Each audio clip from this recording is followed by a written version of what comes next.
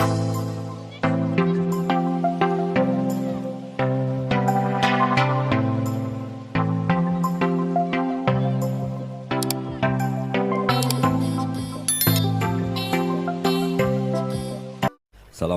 warahmatullahi wabarakatuh. Iki ngaji santai-santai napa muhasabah.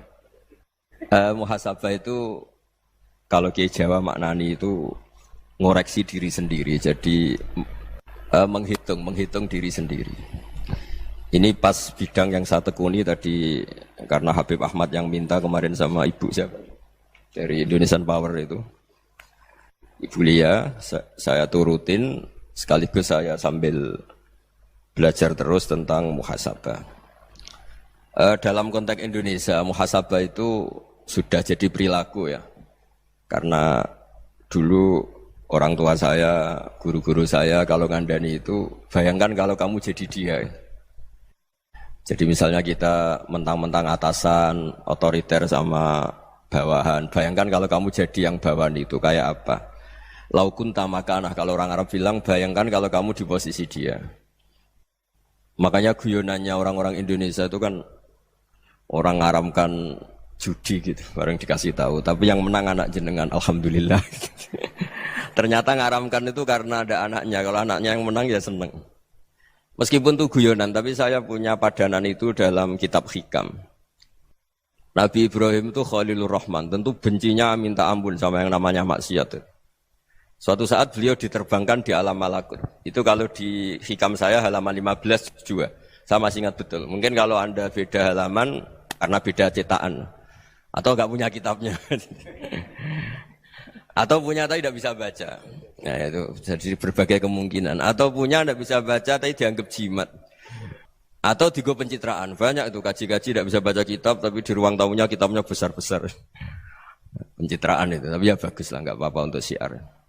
Setelah diterbangkan di alam malakut, diperlihatkan sama Allah. Ada orang pezina, ada orang syaribul khomri, ada orang mabuk, ada orang macam-macam.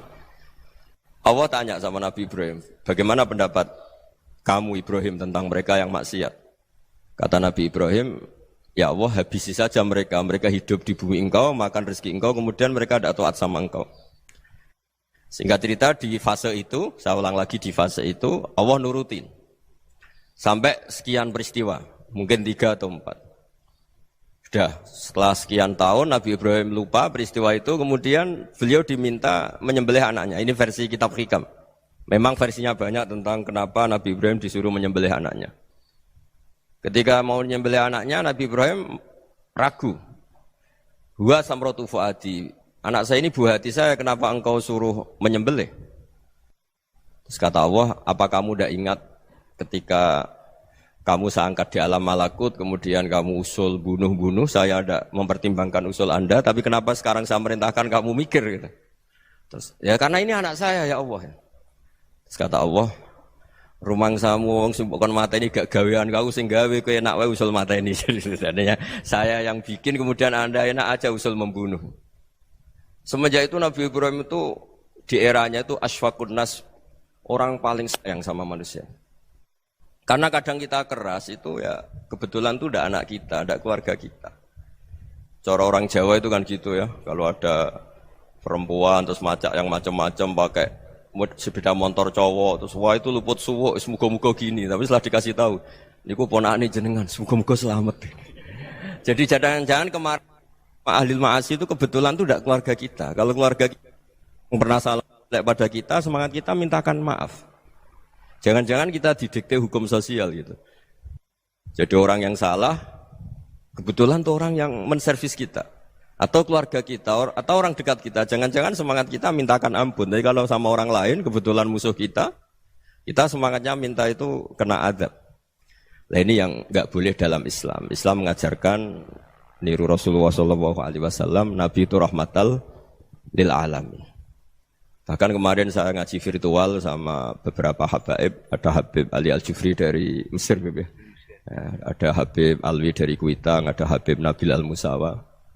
Dari sekian habaib itu saya masih ingat diantaranya yang didawuhkan rahmatan lil alamin itu ketika Nabi adahu kaumuh, disakiti oleh kaumnya, dan itu mereka masih kafir semua. Itu mereka dapat doanya Nabi Allahumma hdi qaumi fa innahum la ya'lamun. Kayak apa baiknya Nabi? Orang yang menyakiti, yang melukai, tapi Nabi masih berdoa, Allahumma hdi qaumi fa innahum la ya'lamun.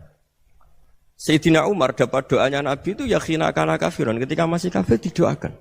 Allahumma a'izzal Islam bi Umar. Itu ketika masih kafir. Itu pelajaran bagi kita bahwa yang sedang tidak cocok pun itu dapat doa kita. Ya doa supaya kondisi kita baik, hari tambah baik. Karena agama ini saya berkali-kali bilang limangka nayarjuwa wal yaumal akhir. Agama ini diperuntukkan bagi yang selalu punya harapan pada Allah Subhanahu wa taala. Saya cerita muhasabah ini tentang hubungan kita dengan Allah.